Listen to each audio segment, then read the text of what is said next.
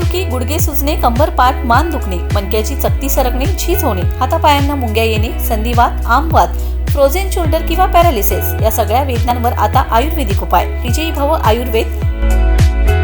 गुडघे व मणक्यांच्या विकारावर विशेष आयुर्वेदिक उपचार केंद्र.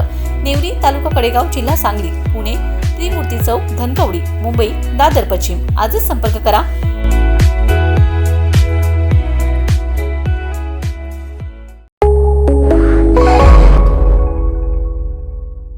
नमस्कार, मी अरुण आणि आपण पाहत आहात 7 स्टार न्यूज.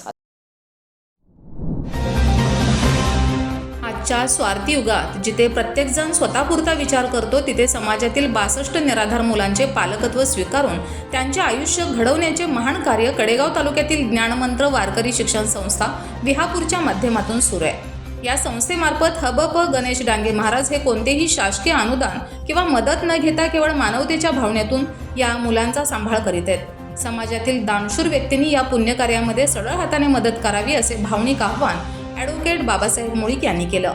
ते हबप कैलासवासी देवाप्पा कृष्णा मुळीक चॅरिटेबल ट्रस्ट विटा यांच्या वतीने ज्ञानमंत्र वारकरी शिक्षण संस्थेला 3 क्विंटल गहू व 1 क्विंटल तांदूळ प्रदान करताना बोलत होते.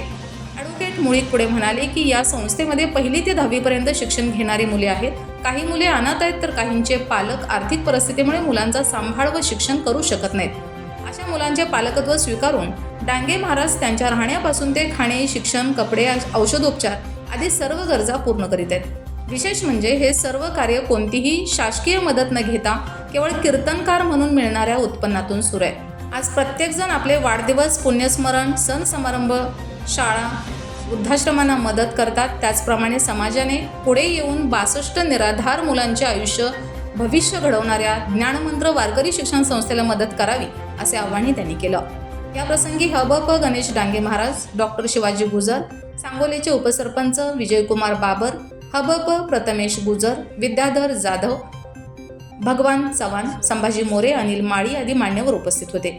मानवतेचा झरा अजून आटलेला नाही हे ज्ञानमंत्र वारकरी शिक्षण संस्थेच्या कार्यातून पुन्हा एकदा सिद्ध झाले.